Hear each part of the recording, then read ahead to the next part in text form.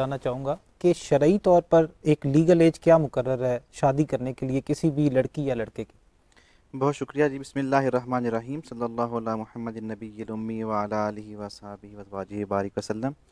सबसे पहले तो मैं ये बात करना चाहूँगा कि हम जो मुसलमान हैं मिन हैसुल कौम हम्म, और बीइंग अ मुस्लिम, जी हमें हमारा दीन, हमारा कुरान, इस्लाम, सुन्नत नबी सल्लल्लाहु अलैहि वसल्लम जो है वो ज़िंदगी गुजारने का तरीक़ा सलीक़ा सिखाते हैं। हम्म, जैसे कि हमारे भाई मोहतरम वकील साहब ने बात की कि इनके नज़दीक ये एक सिविल जो है वो सेटलमेंट है, निकाह जो है। शरीयत ने हमें बर्थ टू डेथ, पैदा होने से लेके कब्र तक ज़िंदगी गुजारने के सारे असूल बताए हैं। ठीक लिहाजा इस्लाम के मुताबिक तो ये एक रिलीजियस जो है वो कॉन्ट्रैक्ट है। ठीक ठीक है, इसलिए इसका इनेकाद भी रिलीजियस के बताए हुए तरीके से ही होता है। जैसे कि उन्होंने बताया कि इसके लिए 2 गवाहों का होना ज़रूरी है, और ऐसे ही जो है वो इजाब व कबूल का होना ज़रूरी है, हक महर जो है इसके लिए ज़रूरी है। ठीक और जहाँ तक बात है एज की, बिल्कुल ऐसी है कि इस्लाम के मुताबिक जब लड़का और लड़की बालिग हो जाएं तो हम्म, वो निकाह कर सकते हैं।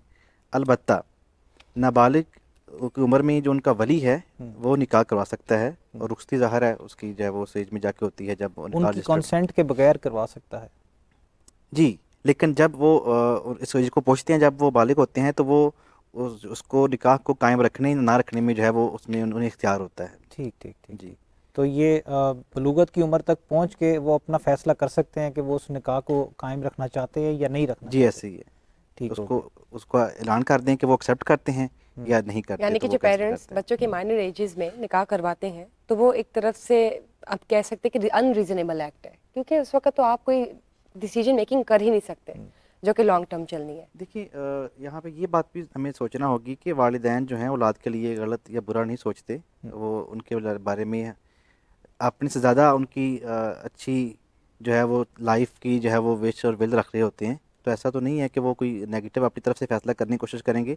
बाज़ औक़ात जो है वो अपनी पसंद से की गई शादी भी जो है वो कामयाब नहीं होती। लेकिन माइनर एज की बात हो रही है मुफ्ती साहब, जब आपकी जी, एज माइनर है तो फिर आप डिसीजन मेकिंग पावर नहीं रखते, आप मतलब नहीं आपके रखते, माँ लेकिन बाप का आपके जो हक है कि पेरेंट्स हैं। आपके लिए बेहतरीन सोचें। जी, लेकिन once you fall into that major category तो जी, आई थिंक आप खुद से ही डिसीजंस ले सकते हैं। सर, जब मेरी आपसे बात होती है तो मुझे ये पता है, जब हम बात करते हैं निकाह के क्लॉजेज की, तो उसमें ऐसे कौन से हकूक है, कौन से क्लॉजेज है, कौन से राइट्स है जो खवातीन के लिए स्पेशली बनाए गए हैं? निकाह जो बेसिकली एक अहम चीज़ है किसी भी सोसाइटी में और किसी भी फैमिली या ख़ानदान की इब्तिदा के लिए, तो इस्लाम में इसको बड़ी अहमियत हासिल है। इसी तरह जो हमारा निकाह नामे की क्लॉजेज़ है, इसमें ख़वातीन के लिए बाकायदा कॉलम मौजूद है उनकी प्रोटेक्शन के लिए। जैसे कि अगर हस्बैंड कोई गिफ्ट चीज़ करना चाहता है अपनी वाइफ को, वो उसमें मेंशन होगी। उसके माहाना जैसे मेंटेनेंस है, उसके खर्चा कितना वो पे करेगा, उसका भी कॉलम मौजूद है। और उसकी मेहर की सूरत में एक ख़ास रकम जो है वो भी मौजूद होती है। तो इस्लाम काफ़ी हद तक जो है ना सिक्योर करता है लड़की खवातीन को, को। ख़वातीन को बहुत सिक्योरिटी फ्राहम करता है जायदाद के मामले में या जिस चीज़ के, क्योंकि जो आपने गिफ्ट दे जी दी है जी चीज़, जी तो वो खातून की अब मलकियत है। ठीक। जी जी, मैं ज़ेब साहब आपसे जानना चाहूँगा कि हक महर के कितने क्लॉजेज निकाह नामे में मौजूद होते हैं। हकमर के जो बेसिक क्लॉजेस तो एक है ना, उससे ज़्यादा नहीं है उसमें, जिसमें आपको मेंशन करना होता है कि कितना हकमर मौजल है जो कि आपको मौका पर अदा करना होता है, और कितना गैर मौजल है। और अगर उसके आगे आप कोई मज़ीद लिखना चाहते हैं कि किस मौके पे ये अदा किया जाएगा, आप वो भी उसमें मेंशन कर सकते हैं। ठीक, वो भी मेंशन कर सकते हैं। मेंशन कर सकते हैं, और आपके पास इख्तियार है इस चीज़ निकाह का। मौजल और गैर मौजल में क्या फ़र्क होता है। मौजल वो हक महर है जो आपने निकाह के फौरी बाद अपनी बीवी को as a token of respect देना होता है। ठीक।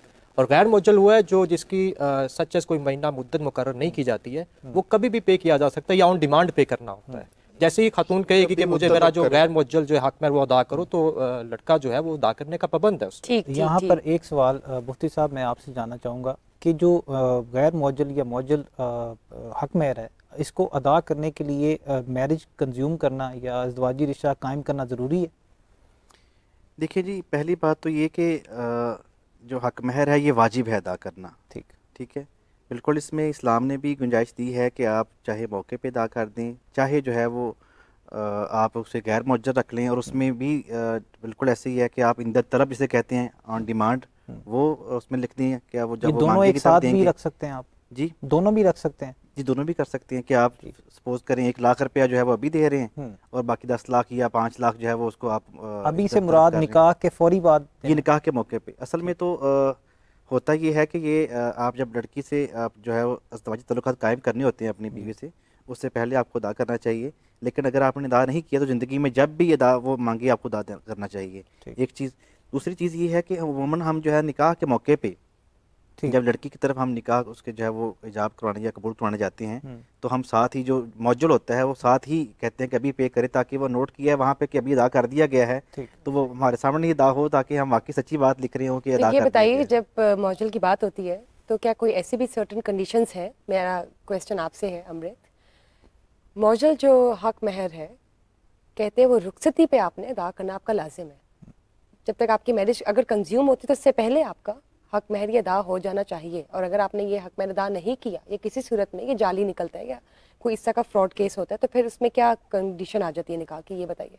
सबसे पहले thank you so much for having me on your show, और मुझे लगता है ये एक बहुत इंपॉर्टेंट टॉपिक है जिसके ऊपर अभी हम बात कर रहे हैं। जैसे कि आपको अभी यहाँ पे ज़्यादा काबिल और सीनियर लॉयर्स ने मेरे बताया कि जिस तरह उन्होंने मॉड्यूल और ये, क्योंकि हम लोगों ने तो इतना, मैंने तो दूसरा वाला लॉ पढ़ा हुआ है, हम लोगों ने ये जो लोकल लॉ इसके ऊपर इतना ज़्यादा एम्फसाइज़ नहीं किया हुआ, तो जितना हमारे इल्म में इस चीज़ के ऊपर बात है या जितना हम लोग इर्द गिर्द देखते हैं उस हिसाब से जब आप ये मॉड्यूल और नॉन मॉड्यूल की बात करते हैं तो मैंने यही सुना है कि शादी की कंज्यूमेशन के बाद ही आप इसकी अदायगी जितनी होती है आपस में अंडरस्टैंडिंग के साथ, जैसे मुफ्ती साहब ने भी बताया, आप दे देते हैं, और बाकी के जो होते हैं वो जैसे जब आपसे मांगा जाए उस वक्त ही आप देते हो।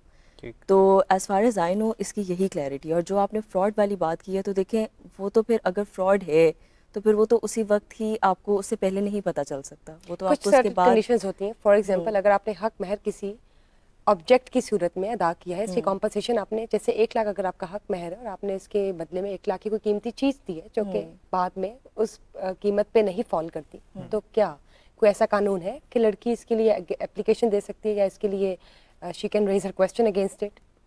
देखिए इसके लिए ना आपको वहाँ पे मेंशन करना है कि आपने अगर पैसे की सूरत में हक महर दे रहे हैं तो आप लिखेंगे कि पाकिस्तानी रुपए की सूरत में आप हक महर दे रहे हैं। कुछ लोग जो है वो गोल्ड की सूरत में हक महर देते हैं, सोना का, तो वहाँ पे मेंशन होता है कि ये इतने तोड़े तलाई जेवर जो है उसको हक महर के तौर पर लिखें, तो ये वाजे करना वहाँ ज़रूरी है। और जो चीज़ वहाँ लिखी है वही पे करनी होगी, जो चीज़ डिसाइड हुई है, ये असल में औरत का हक होता है जो इस्लाम ने उसको दिया है। और इसमें इस्लाम ने जो है ना वो मिनिमम हक महर की शर्त भी बताई है।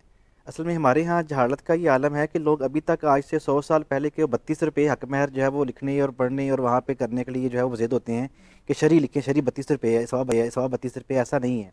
शरीयत ने जिसे मुबारक है ला महरा अकल्ला मिन अशरत दराहिम, कि 10 दिरहम से कम जो है हक महर नहीं होना चाहिए। वैसे आप दोनों जो है वो लड़के वाले और लड़की वाले जिस चीज़ पे एग्री हो जी वही शरी हक महर होता है, लेकिन मिनिमम की हद बताइए कि इससे कम नहीं होना चाहिए। और इसके साथ साथ ये भी बताया गया है कि माशरे में, जिस माशरे में आप रहते हैं, जब आपके ख़ानदान में दीगर अफराद, जो दीगर लड़कियां शादी हो रही है, लड़कों की शादियां हो रही हैं, वहाँ पे जो राइज हक महर है उनको जो मिलता है उसके बराबर तो कम से कम इंसान की मर्द की हैसियत के मुताबिक वहाँ पे होना चाहिए। ठीक है मुफ्ती साहब, यहाँ पर एक सवाल है कि बातिल और फासिद निकाह में क्या फ़र्क है? देखिए इसमें ऐसे है कि बाज़ औक़ात जो है वो ख़वातीन अपनी वली की इजाज़त के बगैर जो है निकाह करती हैं, जिसे मुबारका में है अय्युमा इमरातिन नकाहत नफ्सहा बिगैर इज़्नि वलीहा फ़निकाहुहा बातिलुन। ठीक, ऐसी खातून जो अपने वली की इजाज़त के बगैर जो है वो निकाह करती है उसका निकाह जो है वो बातिल है। लेकिन हमारी फ़िक़्ह हनफ़ी हमारे मुल्क में चूँकि राइज है, इसमें यह है कि अगर ऐसे उसे लगे उसके घर वालों को कि उसने जो है वो अपने कुफ़ में शादी नहीं की, लड़की ने अपने जो उसके हम पल्ला लोग हैं उनमें शादी नहीं की। कुफ़ का अलग से एक मसला है, पूरा डिटेल है कि कुफ़ क्या होता है, इसमें शादी करनी चाहिए। कुफ़ जो है जिसे मार्का में आता है कि 4 चीज़ों में होता है, तो इसमें एक जो है वो उसकी जो है वो ख़ानदान है, जिसे आप कास्ट कह लें, या उसकी जो है वो ख़ानदानी शराफत कह लें। ऐसे ही उसकी जो है वो आमदन भी है, ठीक है। ऐसे ही जो है वो उसकी लड़के की जो है वो नेक नामी है कि वो कितना दीनदार है, कितना जो है वो रिलीजियस है। ऐसे ही खूबसूरती में भी है। लेकिन यहाँ ये भी कहा गया है जिसे बारका में कि अगर आप जो है वो उसकी शराफत और नेक नामी और दीनदारी देखें तो ज़्यादा बेहतर है। लेकिन चारों चीज़ों में कुफ़ होता है। अब कुफ़ जो है इसमें अगर कोई लड़की निकाह नहीं करती, अपनी मर्ज़ी से करती है, वली की इजाज़त के बगैर करती है और गैर कुफ़ में करती है, तो वली को हक़ हासिल है कि वो उस निकाह को बातिल करने के लिए जो है वो कोर्ट का जो है वो दरवाज़ा खटखटाए। शरई तौर पर उसके पास हक़ है कि वो उस निकाह को बातिल करार देने के लिए दरख्वास्त दरख्वास्त दी और कोर्ट में जाए जी।